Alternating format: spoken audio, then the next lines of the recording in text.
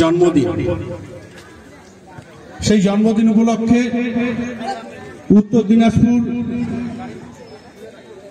Rural and urban development সোসাইটির উদ্যোগে আজ এই জাতীয় যুব দিবসে রাতনের যে 3 দিন ব্যাপী ফুটবল লীগ অনুষ্ঠিত হতে চলেছে, সেই খেলার যিনি মুখ্য উদ্যোক্তা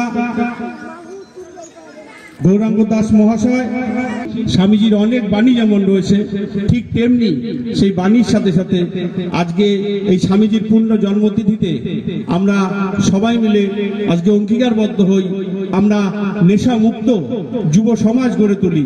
চারিদিকে যেভাবে যুব সমাজ একদিকে মোবাইল একদিকে নেশাগ্রস্ত হয়ে চলছে, আগামী দিনে হয়তো আমাদের এই যুব সমাজ যারা আমাদের দেশ গড়ার মূল কারিগর, সেই যুব সমাজকে আমরা সেই নেশা মুক্তির থেকে ফিরিয়ে এনে আমরা একটা সুন্দর যুব সমাজ, যে যুব সমাজ আমাদের সমাজের প্রতিটি মানুষের আপদে বিপদে এবং শিক্ষা সংস্কৃতি থেকে খেলাধুলা থেকে শুরু করে সবকিছুতেই এগিয়ে নিয়ে যাবে।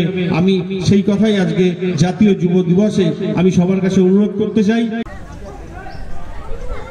আমি বীর সন্ন্যাসী স্বামী বিবেকানন্দের জন্মদিন উপলক্ষে আমি সমস্ত যুব সমাজ, আজকে যেহেতু জাতীয় যুব দিবস, সেই যুব সমাজের প্রতি আমার আহ্বান, আমরা সবাই মিলে নেশামুক্ত যুব সমাজ গড়ি এবং যারা সমস্ত যুব সমাজের যারা দেশ গড়ার কারিগর সবাইকে আমরা বলি, আমরা যেভাবে বিভিন্ন জায়গায় মাঝে মধ্যে দেখতে পাই বিভিন্ন দুর্ঘটনা ঘটে যাচ্ছে এই নেশাকে কেন্দ্র করে, সেই যুব সমাজ আমাদের সমাজের প্রতি দায়বদ্ধ হয়ে মূল স্রোতে ফিরিয়ে এনে একদিকে যেমন খেলাধুলা শিক্ষা সংস্কৃতির দিকে ফিরিয়ে এনে একটা নতুন যুব যে সমাজের যে একটা দায়বদ্ধতা, সেই দায়বদ্ধতা যেন সবার থাকে, এটাই যুব সমাজের প্রতি আহ্বান। তাছাড়াও আজকে স্বামীজির জন্মদিন উপলক্ষে আমি সমগ্র কালীগঞ্জবাসীকে আমি শুভেচ্ছা এবং অভিনন্দন এবং নমস্কার জানাই।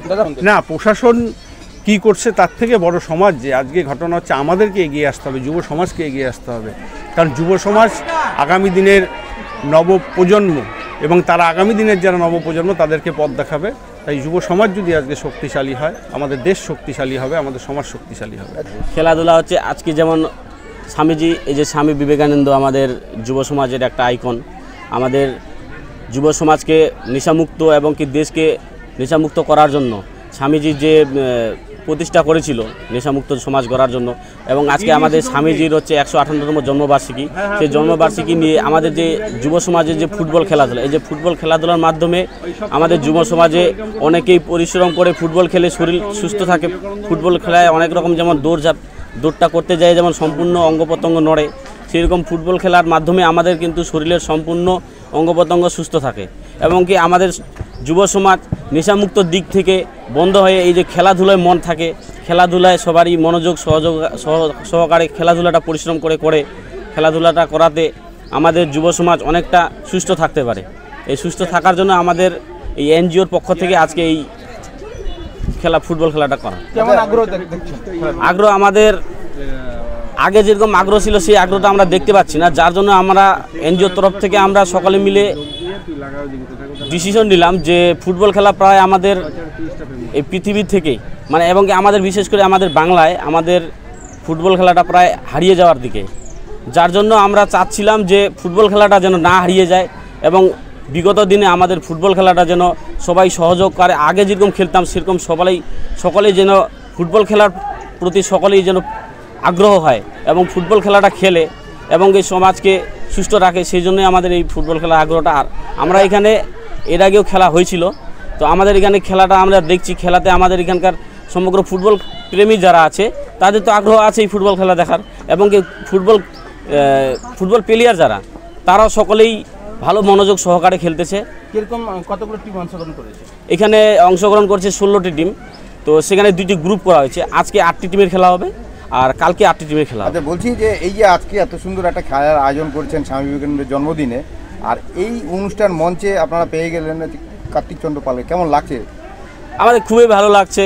আমরা আমাদের তরফ থেকে আমাদের কার্তিক দাকে আমরা নিমন্ত্রণ করছিলাম এনজিওর পক্ষ থেকে।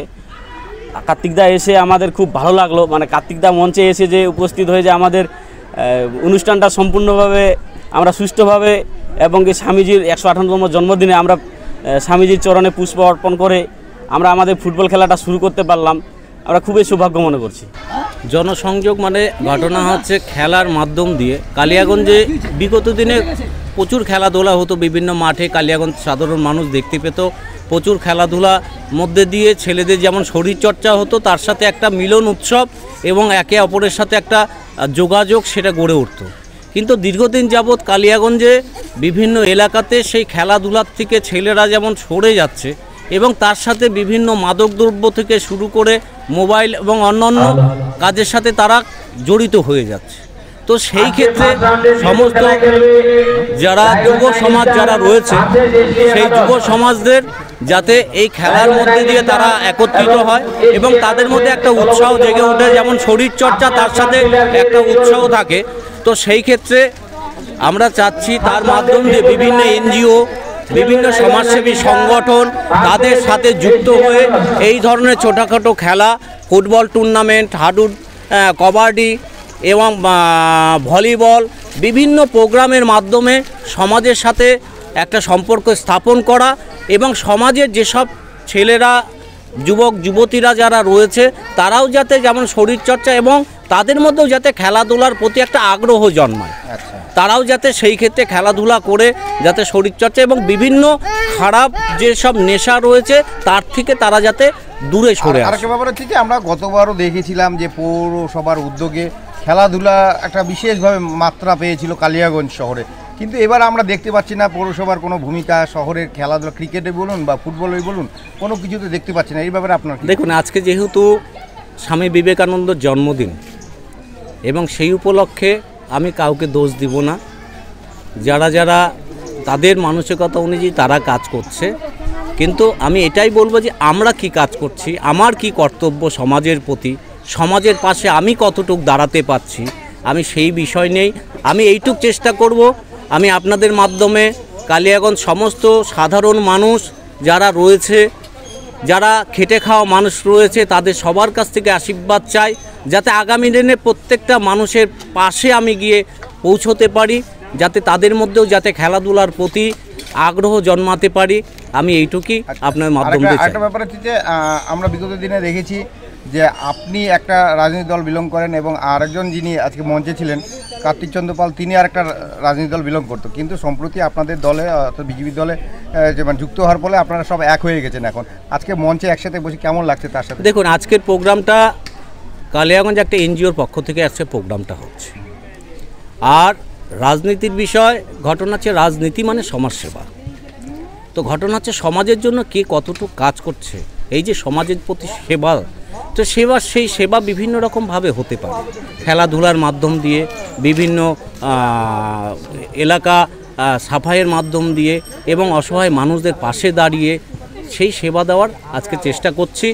আমরা চাই যে আগামী দিনে যাতে আমাদের মতন আরও মানুষ উঠে আসুক, যারা এই সব বিভিন্ন এলাকাতে খেলাধুলা থেকে শুরু করে বিভিন্ন সমাজসেবা কাজের সাথে যুক্ত হোক। আমার এইটুকুই।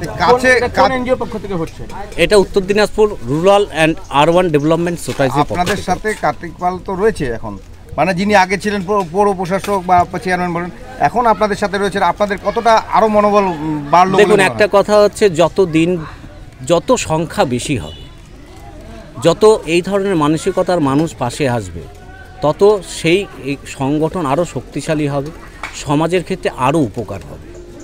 তো সেই ক্ষেত্রে আমরা খুশি যে এই সমাজে সেবার ক্ষেত্রে আরও একজন বাড়লো। আমরা চাই আপনারাও আসুন, আপনারাও এই সমাজের সাথে যুক্ত হন, আপনারাও এলাকার সমাজের উন্নয়নের ক্ষেত্রে আপনারাও আসুন।